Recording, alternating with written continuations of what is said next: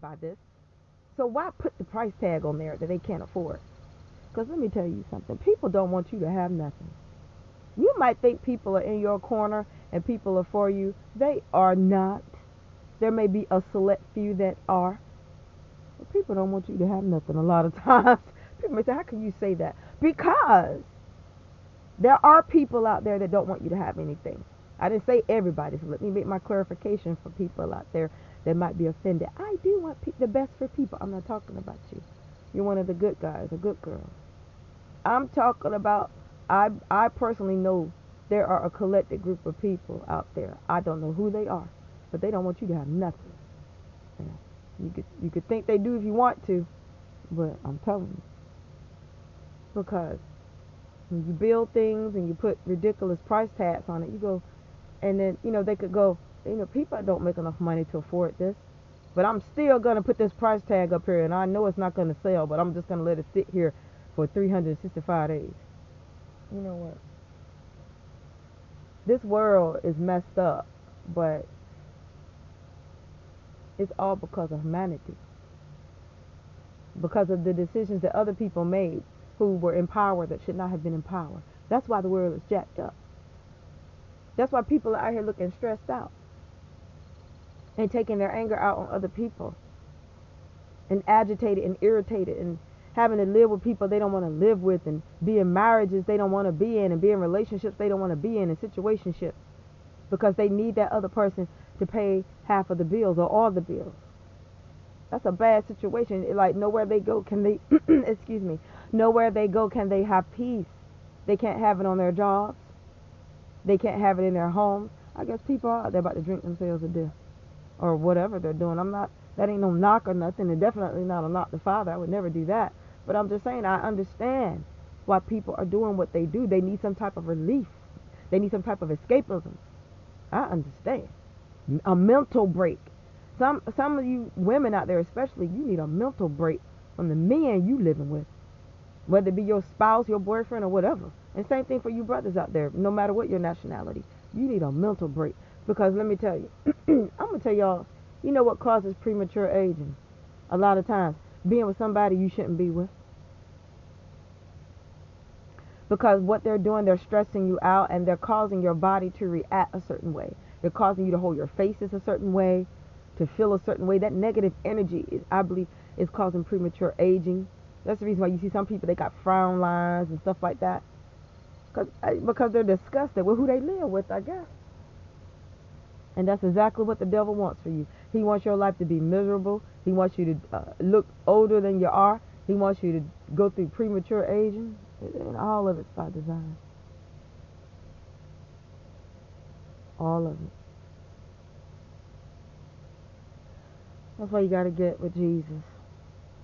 And it's almost like as it pertains to this world, you have to have an I don't care attitude. Because if you care, you're going to react. If you care, you're going to respond. If you care, you're going to frown up. And then your body's going to react to you frowning and all that negative energy. And then next thing you know, you've got another illness that resulted from stress. Your body tenses up and problems come into formation, come into fruition sometimes. You know. And a bad marriage, oh my God, I would imagine that's hell on earth. A form of hell on earth. A bad marriage. I mean, it's one thing to live with somebody. Because if you live with them and if things don't work out, you can go your way, they can go their way. But marriage is an investment. Whew, good Lord. Mm, mm, mm, mm. That's misery on earth. To be married to somebody that you don't love, they don't love you, you can't stand them, they can't stand you, and you're trapped under the roof with them, the same roof, day in and day out. You might be neat and clean, they might be sloppy. You got to cook for somebody you can't stand. You got to wash somebody's clothes you can't stand. For the fellas, you got to pay the bills to keep a roof over somebody's head you can't stand. And then both of you might have side pieces or you may not. And you don't know if she's taking your money, giving it to her dude on the side. You don't know if he's, wearing the clothes that you iron for him to look nice to go see some other chick. I'm going to tell you, mm, This world is a mess, y'all.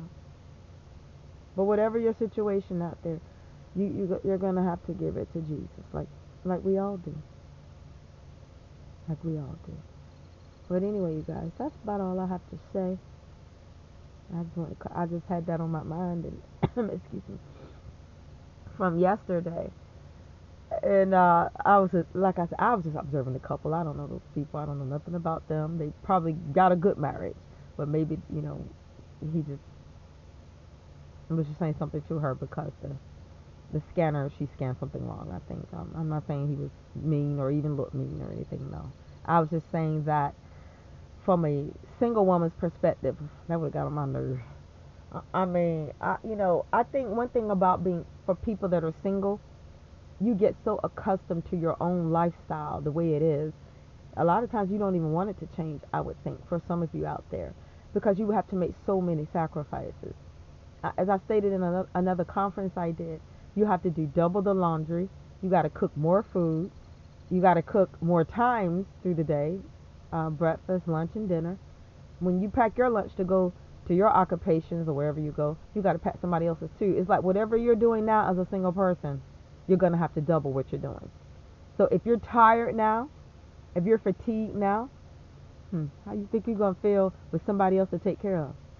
Because in all honesty, when you take on another responsibility, that's a burden.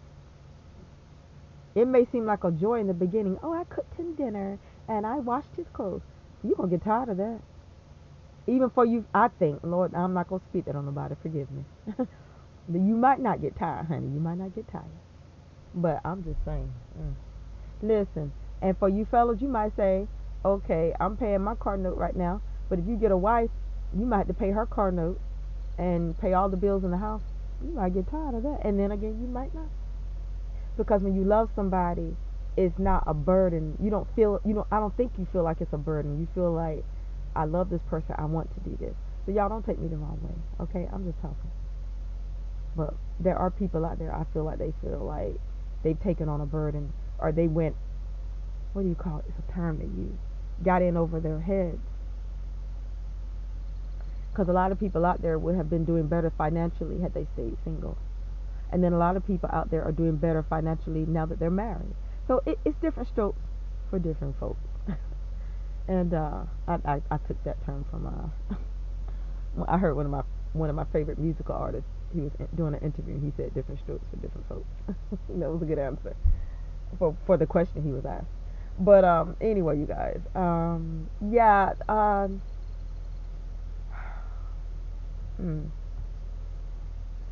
not to mention him, in my little conversation here. Sometimes I don't like to bring people up because I don't want to make it sound like I'm trying to get any clout off anybody's name. I don't do stuff like that. But I think I have a right to talk about people that I liked and admired. But and like their work. But anyway, you guys, that's about all I have to say.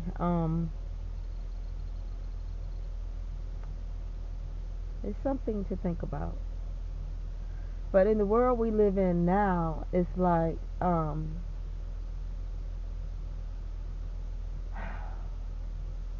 it's like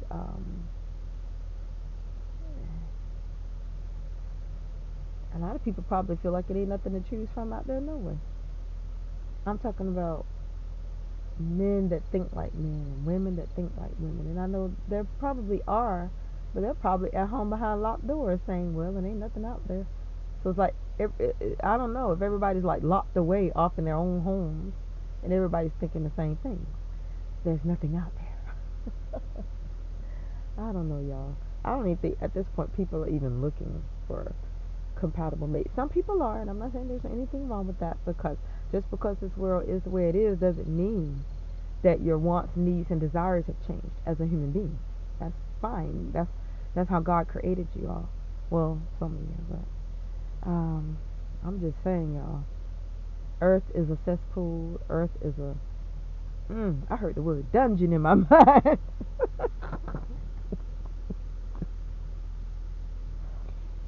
So we're walking around in a dungeon looking for a king and a queen. Oh my gosh. So where's the castle?